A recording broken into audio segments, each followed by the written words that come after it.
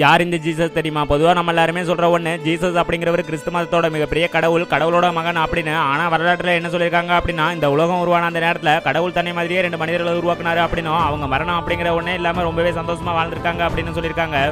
அதுக்கு முன்னாடி யாருக்கெல்லாம் கடவுள் நம்பிக்கை இருக்கோ அவங்க எல்லாரும் லைக் பண்ணுங்க. அதோட ஜீசஸ் திரும்பவும் மனிதனா பிறந்தா எப்படி இருக்கும் அப்படிங்கிறத கமெண்ட்ல சொல்லுங்க. இதெல்லாம் இருக்க அந்த 2 பேரும் கடவுளோட வார்த்தையை மீறி அங்கிருந்த ஒரு பழத்தை பிடுங்கி சாப்பிட்டதால அவங்களுக்கு ஒரு சாபமும் கிடைச்சிருந்திருக்கு. அதோட பாவமும் பண்ண ஆரம்பிச்சிருக்காங்க. அதுக்கப்புறம் தான் மனிதனம் அப்படிங்கிற உடனே இந்த உலகம் ஃபுல்லா உருவாகி பல பாவங்களாலையும் ஆசைகளாலையும் நிறைஞ்சிருந்திருக்கு. அப்பதான் கடவுள் இயேசு அப்படிங்கிற ஒரு மனித குழந்தைய அவதாரம் எடுத்து மக்களோட பாவங்களை தன்னோட பாவமா ஏத்துக்கிட்டு பாவ மன்னிப்பும் கொடுத்துருக்காரு. உடனே அப்ப இருந்த ஒரு அரசர், நீ சொல்றதெல்லாம் போய் அப்படின்னு சொல்லி அவர் சிலுவையில அரைஞ்சு கஷ்டப்படுத்தி இருந்திருக்காங்க. அதோட தான் சிலுவையில் இறந்ததுக்கு அப்புறம் 3வது நாள் தான் ஒரு கடவுள் அப்படிங்கிறத நிரூபிக்கிற விதமா திரும்பவும் உயிரோட பூமிக்கு வந்திருக்காரு. இப்படிப்பட்ட உன்னை பத்தி பழங்காலத்துல இருந்து என்ன சொல்லியிருக்காங்க அப்படின்னா, இயேசு அப்படிங்கிற ஒரு மனிதனோட பாவங்களை தீர்க்கிறதுக்காக பூமியில அவதரித்த ஒரு கடவுள் அப்படின்னும், கடவுளோட அவதாரமா பூமியில வாழ்ந்தாரு அப்படின்னு சொல்லியிருக்காங்க.